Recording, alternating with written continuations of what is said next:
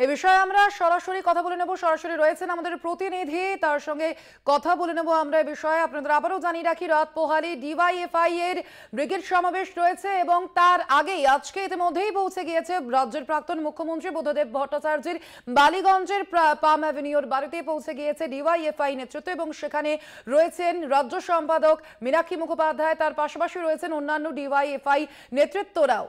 এবং সরাসরি আমরা চলে যাব, এই মুহূর্তে আমাদের প্রতিনিধি রয়েছেন সত্যসুন্দর ভট্টাচার্য আমাদের সঙ্গে, আমরা সরাসরি চলে যাব সেখানে। সত্যসুন্দর, কালকেই রয়েছে বামেদের অর্থাৎ বামেদের যুব সংগঠনের ব্রিগেড এবং তার আগেই বুদ্ধদেব ভট্টাচার্যের কাছে পৌঁছে গিয়েছেন মীনাক্ষী মুখোপাধ্যায়রা। কি বার্তা দিয়েছেন তিনি?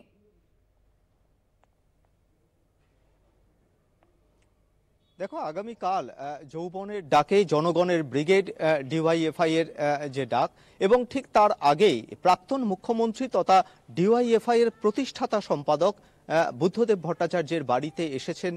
কিছুক্ষণ আগেই এসেছিলেন ডিওয়াইএফআই এর রাজ্য নেতৃত্বরা, ডিওয়াইএফআই এর রাজ্য সম্পাদক মীনাক্ষী মুখোপাধ্যায় সহ অন্যান্য নেতৃত্বরা।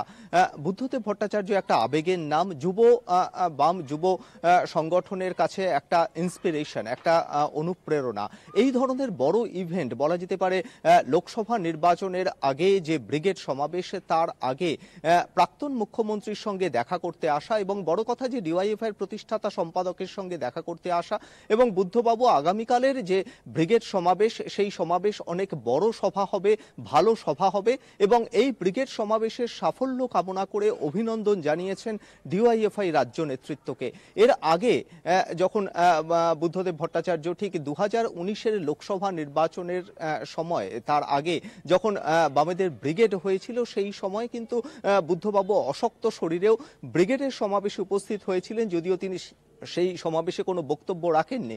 ঠিক তার 5 বছর পরে যখন 2024-এর লোকসভা নির্বাচনের আগে আবারও ব্রিগেড সমাবেশ, এবং সেই ব্রিগেড সমাবেশে বামে বলা যেতে পারে এই ব্রিগেড সমাবেশের দায়িত্বে যুব সংগঠন, সেই জায়গায় দাঁড়িয়ে যুব সংগঠনের যে প্রতিভু বা আইকন বলা যেতে পারে বাম যুব সংগঠনের বুদ্ধদেব ভট্টাচার্য, তার যে সাফল্য কামনা করে তার যে অভিনন্দন জানানো, সেটা ডিওয়াইএফআই এর যুব যারা রয়েছেন, যারা কর্মী সমর্থক রয়েছেন, তাদের কাছে একটা বাড়তি উৎসাহ, বাড়তি অনুপ্রেরণা, এমনটাই মনে করছেন ডিওয়াইএফআই এর রাজ্য নেতৃত্বরা।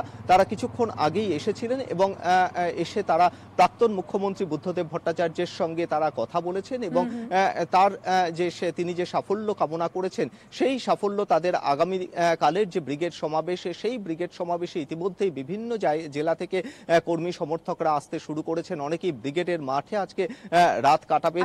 সেই জায়গায় দাঁড়িয়ে বুদ্ধবাবুর এই অভিনন্দন তাদের কাছে একটা বাড়তি উৎসাহ যোগাবে, এমনটাই জানাচ্ছেন তারা।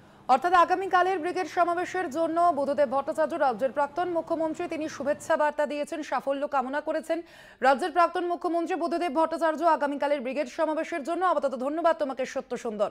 আপনাদের আবারও জানিয়ে রাখি যে কালকেই রয়েছে বামেদের যুব সংগঠনের ব্রিগেড সমাবেশ এবং সেখানেই পৌঁছে গিয়েছেন, তার আগেই বুদ্ধদেব ভট্টাচার্যের বাড়িতে পৌঁছে গিয়েছেন মীনাক্ষী মুখোপাধ্যায়রা, এবং তার বাড়ি থেকে বেরিয়ে মীনাক্ষী মুখোপাধ্যায় কি বলেছেন শুনবো।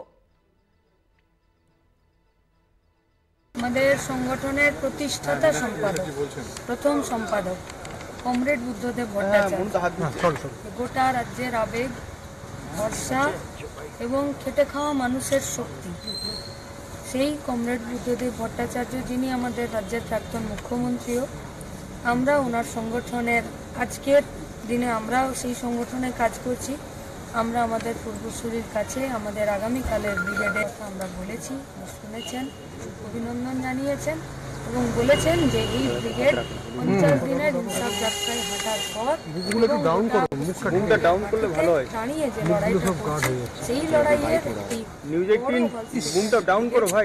ব্রিগেডের এবারের ব্রিগেড খুব ভালো হবে, এ কথাই তিনি বলেছেন।